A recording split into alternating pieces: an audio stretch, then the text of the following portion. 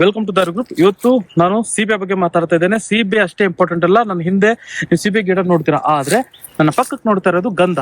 ಇಲ್ಲಿ ಇದೇ ಗಂಧ ತೋಟದಲ್ಲಿ ಟಿಶ್ಯೂ ಟೀಕ್ ಇದೆ, ಹೌದಾ?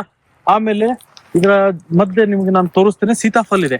ಇದು ನಾವು ಬ್ಲಾಕ್ ವೈಸ್ ಮಾಡಿದ್ದೇವೆ. ಇಲ್ಲಿ ನೀವು ನೋಡ್ಬೋದು ಬೋರ್ಡ್ ಏನು ಬಂದಿದೆ, A4, A1, A2, A3, A4 experimental plots type ನಾವು ಹಾಕಿರೋದು.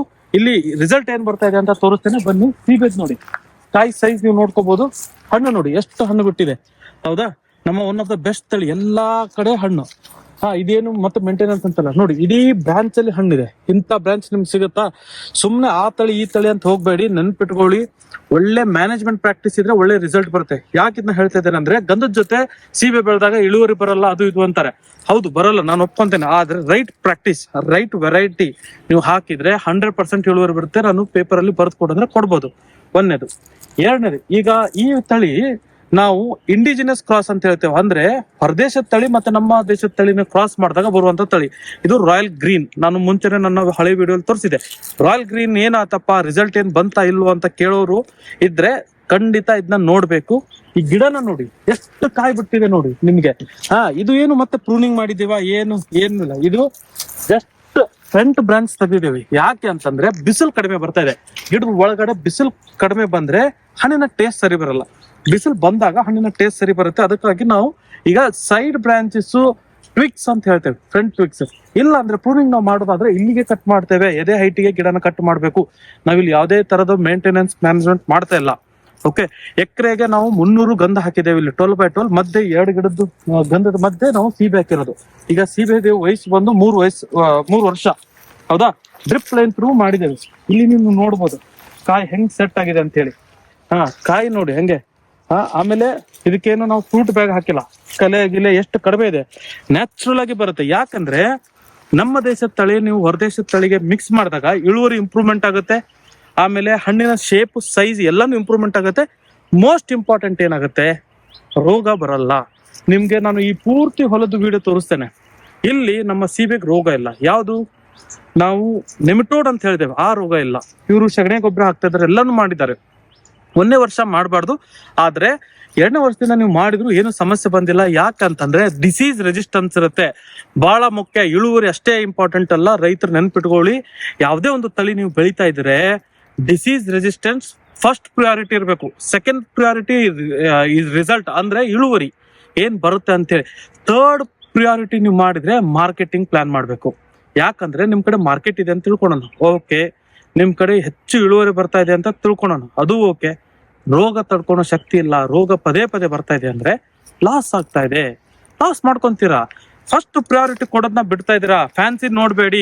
ಯಾವನ ಕಟ್ ಮಾಡಿದ ಒಂದು ಹಣ್ಣು ತೋರಿಸಿದ ಫ್ಯಾನ್ಸಿ ಥಿಂಗ್ಸ್ ಹೋಗ್ಬೇಡಿ. ಯಾಕಂದ್ರೆ ಡಿಸೀಸ್ ರೆಸಿಸ್ಟೆನ್ಸ್ ಇಲ್ಲ ಅಂದ್ರೆ, ನನ್ನ ವಿಡಿಯೋಲ್ಲಿ ಮುಂಚೆನೂ ಹೇಳಿದ್ದೆ, ನಮ್ಮ ತಳಿಗಳು 6 ವರ್ಷ ಯಾವುದೇ ಕಾರಣಕ್ಕೂ ರೋಗ ಬರೋದಿಲ್ಲ, ಬಂದ್ರೆ ಫ್ರೀ ಕೊಡ್ತೇವೆ ಅಂತೇಳಿ. ಅದು ಕಾನ್ಫಿಡೆನ್ಸ್. ಯಾಕಂದ್ರೆ ಆ ತಳಿ ಮೇಲಿರೋ ನನ್ಗೆ ನಂಬಿಕೆ. ಓಕೆ, ಆ ನಂಬಿಕೆ ಏನಪ್ಪಾ ಅಂತಂದ್ರೆ ರಿಸರ್ಚ್ ಇಂದ ಆಗಿರುವಂತ ಒಂದು ಸ್ಟಡಿ. ಅದು ಅಷ್ಟು ಡಿಟೇಲ್ ಆಗಿ ಸ್ಟಡಿ ಮಾಡಿದಾಗ, ಅದರ ಅಷ್ಟು ಸುಂದರವಾಗಿ ಒಂದು ಕ್ರಿಯೇಟ್ ಮಾಡಿದಾಗ ಇಟ್ ಈಸ್ ನ್ಯಾಚುರಲಿ ಆಗ್ಲಾರಂತ ತಳಿ ಇದು. ಓಕೆ, ಈ ಹಣ್ಣು ನನ್ನ ಕೈಲಿ ಇದೆಯಲ್ಲ, ಇದು ನ್ಯಾಚುರಲ್ ಬರೋದಿಲ್ಲ ಅಂದ್ರೆ 2 ಒಳ್ಳೆ ತಳಿನ ಕೂಡಿಸಿದಾಗ ಬರುವಂತ ತಳಿನೇ ರಾಯಲ್ ಗ್ರೀನ್. ನೆನ್ಪಿಟ್ಕೊಳ್ಳಿ, ಇದು ಒಂದು ಕ್ರಿಯೇಟೆಡ್ ಪ್ಲಾಂಟ್. ನಮ್ಮ ದೇಶದ ತಳಿ ಮತ್ತು ಹೊರದೇಶದ ತಳಿನ ಕೂಡಿಸಿ ಮಾಡಿ ಅಂತ ತಳಿ ಇದು ಒಂದು ನಮ್ಮ ರಾಯಲ್ ಗ್ರೀನ್. ಇದರ ಜೊತೆಗೆ ಗಂಧದ ಕ್ವಾಲಿಟಿ ತೋರಿಸ್ತೇನೆ ನಿಮ್ಗೆ, ಬನ್ನಿ. ಇಲ್ಲಿ ಏನಾಗುತ್ತೆ, ಗಂಧಕ್ಕೆ ಜನರಲಿ ನಮ್ಗೆ ಹೋಸ್ಟ್ ಒಳ್ಳೇದಿರ್ಬೇಕು. ಹೋಸ್ಟ್ ಬಗ್ಗೆ ನಾನು ಎವ್ರಿ ಟೈಮ್ ಹೇಳ್ತಾ ಇದ್ದೇನೆ. ಈಗ ಇಲ್ಲಿ ನಮ್ಮ ಸೊಗಟೆ ಗಿಡ ಇದೆ, ಇಲ್ಲಿ ಸನ್ಲೈಟ್ ಒಳ್ಳೆ ರೀತಿಯಲ್ಲಿ ಸಿಗ್ತಾ ಇದೆ. ಇದರ ಎಲೆಗಳು ನೀವು ನೋಡ್ಬೋದು, ಹೌದಾ? ಎಲೆಗಳು ಅಂದಾಗ ಎಲೆದು ಲೆಂತ್ ನೋಡಿ. ನನ್ನ ಕೈಯಲ್ಲಿ ನಾನು ಇಟ್ಕೊಂಡ್ರೆ ಹೆಚ್ಚು ಕಡಿಮೆ ಒಂದು 3 ಇಂಚು ಅನ್ಬೋದಾ, 3.5 4 ಇಂಚು ಮಟ್ಟ, 3 ಇಂಚು ಮಿನಿಮಮ್ ಬರುತ್ತೆ. ಓಕೆನಾ? ಈ ಗಿಡದ ಎಲೆ ನಿಮ್ಮ ಹೊಲದಲ್ಲಿರೋ ಗಿಡದ ಎಲೆನ ನೀವು ಕಂಪೇರ್ ಮಾಡಿ ನೋಡಿ. ಯಾಕೆ ನಾನು ಹೇಳ್ತೇನೆ ಅಂತಂದ್ರೆ ಕ್ವಾಲಿಟಿ ಇರಬೇಕು. ಇಲ್ಲಿ ಪಕ್ಕಕ್ಕೆ ಏನಿದೆ, ಟಿಶ್ಯೂ ಟೀಕ್. ಈ ಟಿಶ್ಯೂ ಟೀಕ್ ಇದ್ದಾಗ ನೀವು ಯಾವುದೇ ಒಂದು ಗಂಧನ ಬೆಳೆದು ನನಗೆ ಪ್ರೂವ್ ಮಾಡಿ ಇಷ್ಟು ಕ್ವಾಲಿಟಿ ಬರ್ಬೇಕಂದ್ರೆ. ಯಾಕೆ ಇದು ಬರುತ್ತೆ ಅಂದ್ರೆ ಜೆನೆಟಿಕ್ಸ್.